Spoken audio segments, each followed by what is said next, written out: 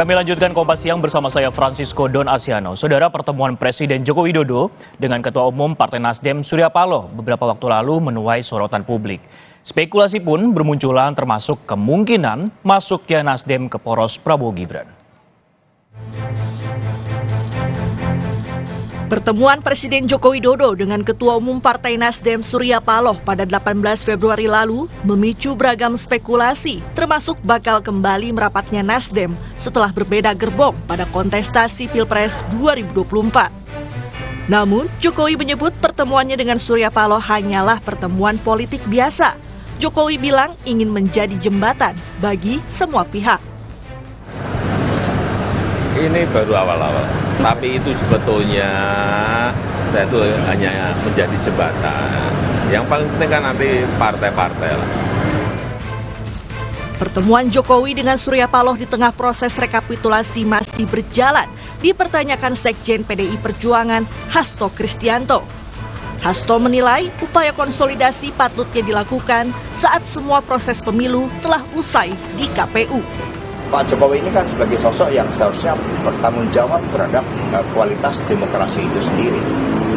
Sehingga ketika di tengah-tengah proses rekapitulasi yang masih berjalan, upaya-upaya yang dipersepsikan menggalang dukungan, itu kan sebenarnya justru bahwa apa yang terjadi selama ini itu tidak benar, sehingga masih diperlukan suatu langkah-langkah konsolidasi seperti itu. Kalau semua proses itu berjalan baik, ya tidak perlu dilakukan suatu proses konsolidasi pasca pemilu, karena semuanya berjalan natural sesuai dengan kehendak rakyat. Tetapi ketika proses konsolidasi justru tetap dilakukan, itu menunjukkan ada question mark. Namun pandangan berbeda datang dari Partai Gerindra.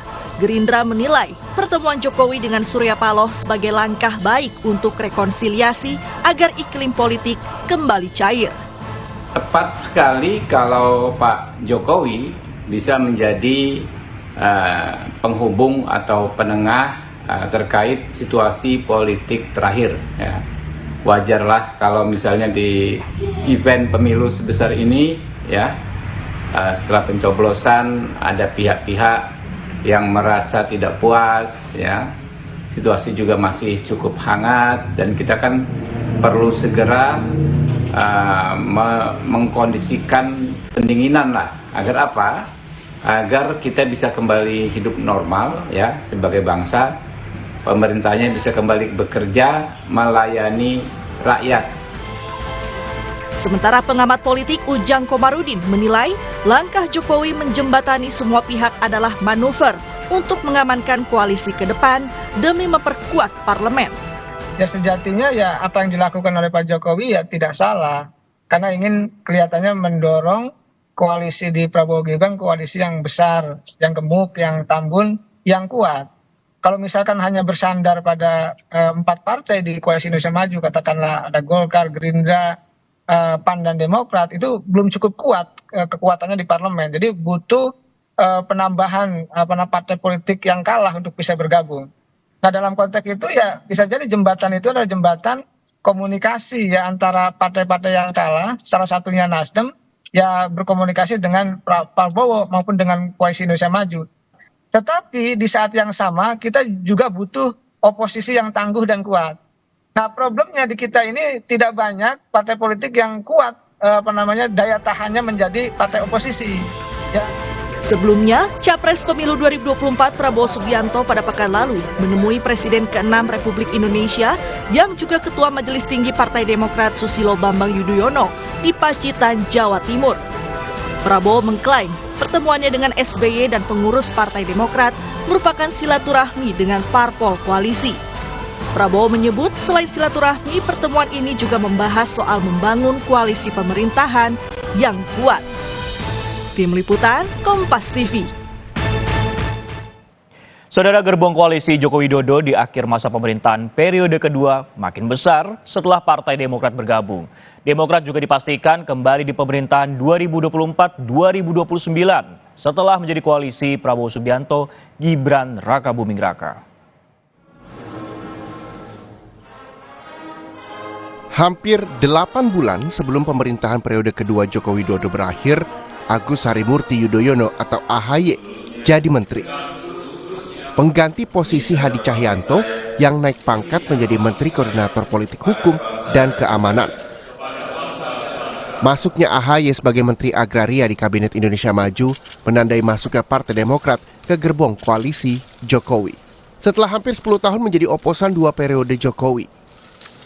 Bersyukur karena ini juga menjadi sebuah momentum Partai Demokrat kembali ke pemerintahan, karena alhamdulillah apa yang kami perjuangkan juga selama ini bisa lebih direalisasikan jika Demokrat bergabung dengan pemerintahan secara langsung, karena kebijakan itu di tangan eksekutif.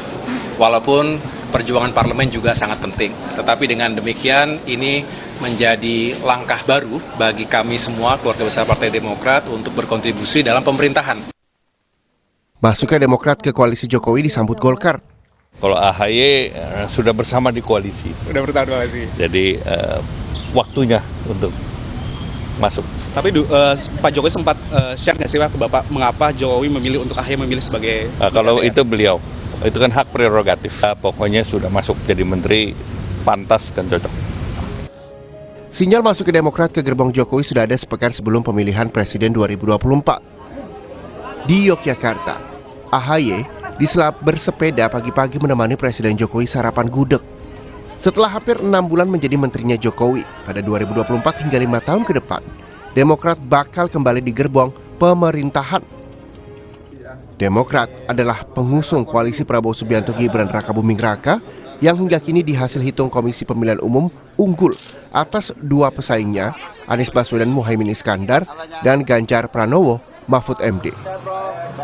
Partai besutan SBY yang kini dipimpin putra sulungnya AHY sebelum bergabung dengan Prabowo Gibran adalah koalisinya Anies Baswedan dengan pengusung Nasdem dan Partai Keadilan Sejahtera.